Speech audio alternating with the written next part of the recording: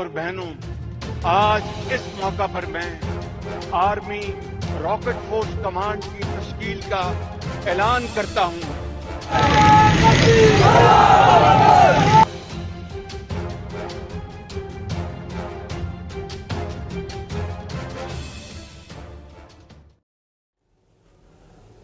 नमस्ते।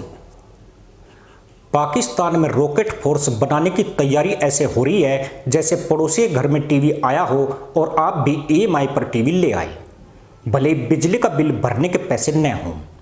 भारत ने भी हाल ही में ऐसी रॉकेट फोर्स बनाई है, लेकिन अंतर यह है कि भारत के रॉकेट चांद तक पहुंच गए और पाकिस्तान में रॉकेट अभी भी पड़ोस की छत पर अटकने का खतरा रखते हैं। आर्मी रॉकेट फोर्स कमांड यानी एआरएफसी का नाम सुनकर लगता है कि कोई हाईटेक अंतरिक्ष कार्यक्रम शुरू हो गया है, लेकिन हकीकत में यह मिसाइल प्रोजेक्ट से ज़्यादा एक मन की बात है जिसे मन में चीन ने डाला है। जब प्रधानमंत्री शहबाज शरीफ ने बड़ी शान से एआरएफसी की घोषणा की तो लगा जैसे वह किसी क्रिकेट टीम का नाम रख रहे हैं, बस पीछे लीग या प्रीमियर जोड़ना भूल गए। सोचे एक ऐसा देश जहां महंगाई 21% के करीब हो, रोटी 50 रुपए की मिल रही हो और आईएमएफ से कर्ज लेने के बाद भी जनता के तहमंद बुर के पसीने से तरबतर हो रहे हो, वहां सरकार कह रही है कि हम रॉकेट बनाएंगे। ये वैसे ही है जैसे घर की छत टपक रही हो और आप कहे पहले घर पर चमकीले बल्ब लगाओ। भारत ने हाल ही में अपनी रॉकेट फोर्स बनाई है, लेकिन फर्क बिल्कुल साफ है। भारत के रॉकेट चांद, मंगल और गगनयान मिशन तक पहुंच रहे हैं। पाकिस्तान के रॉकेट अभी भी टेस्ट फायर होने के बाद पड़ोसी मुल्ला की छत पर उतरने का खतरा रखते हैं। एआरएफसी का गठन मई 2025 भारत पाकिस्तान सीमा पर हुए टकराव, जिसे ऑपरेशन सिंदूर कहा गया, के बाद हुआ। पाकिस्तान को लगा कि मिसाइलों का केंद्रीकृत नियंत्रण जरूरी है, लेकिन असली सवाल यही है कि जब बिजली के हालात इतने खराब हो कि लॉन्च पैड पर यूपीएस भी ना हो तो ये रॉकेट उड़ेंगे कैसे। 2024 में पाकिस्तान का डिफेंस बजट 8 अरब 10 करोड़ डॉलर था।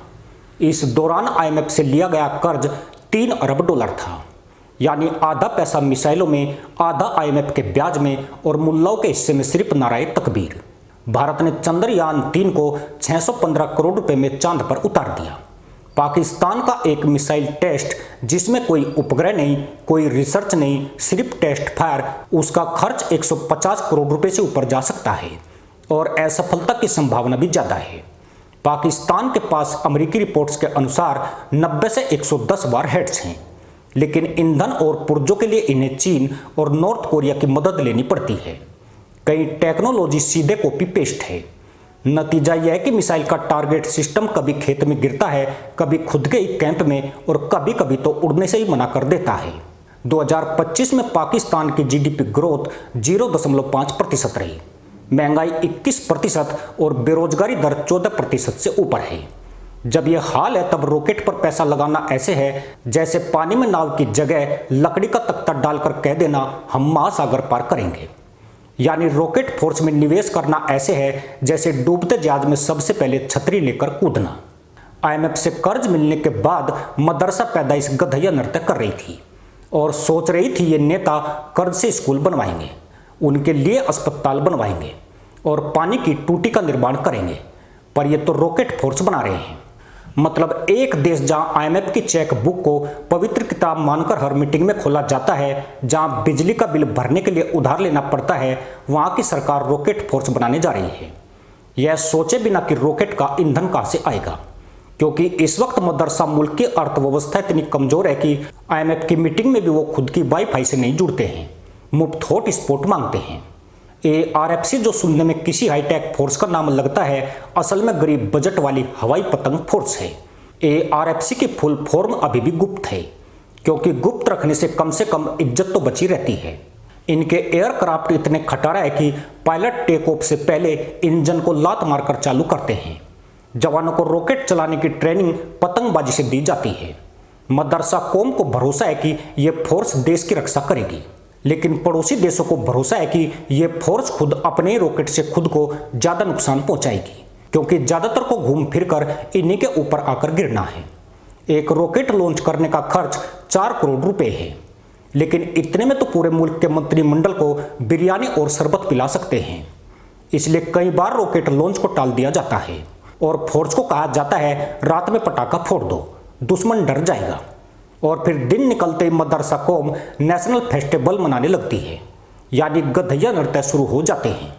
पाकिस्तान ने रॉकेट फोर्स बनाई जरूर, लेकिन अभी भी स्थिति यही है कि मिसाइल की वापसी की गारंटी 90% है। लॉन्च होते ही दुश्मन हंसना शुरू कर देता है और चलाने से पहले 3 घंटे की दुआ जरूरी है।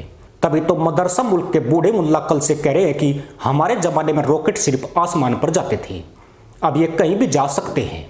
हांडी चाट कर छत पर सोई बेगम की बगल में भी। पिछले 5 सालों में ARFC ने कुल 27 टेस्ट लॉन्च किए हैं। 9 रॉकेट जमीन छोड़ने से पहले ही धुआं बनकर खत्म हो गई।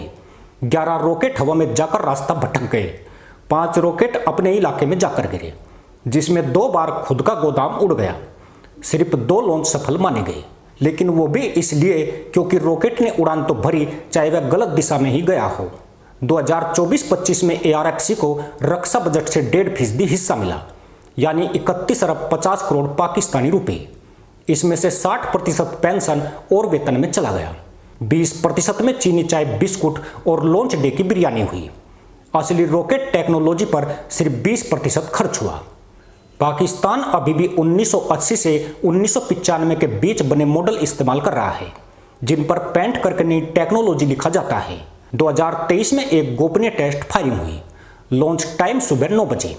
नतीजा रॉकेट 500 मीटर दूर जाकर गिरा। लॉन्च पैड से ज़्यादा दूरी पर वहाँ का चाय वाला था। उसी दोपहर को चाय वाले ने बयान दिया, रॉकेट आया, गर्म हवा लगी और मेरी केतली में पानी उबल गया। शुक्रिया ARFC। सच्चाई यही है कि ताकत सिर्फ हथियारों से नहीं आती है, ताकत पेट से आती है, शिक्षा से और टेक्नोलॉजी से आती है। IMF के कर्ज और कॉपी पेस्ट मिसाइलों से बिल्कुल नहीं। भारत और पाकिस्तान दोनों के पास रॉकेट हैं, लेकिन फर्क यही है कि भारत के रॉकेट आसमान छूते हैं और पाकिस्तान के रॉकेट महंगाई छूते हैं। इसी के साथ अनुमति दोस्तों, जय हिंद, वंदे मातरम।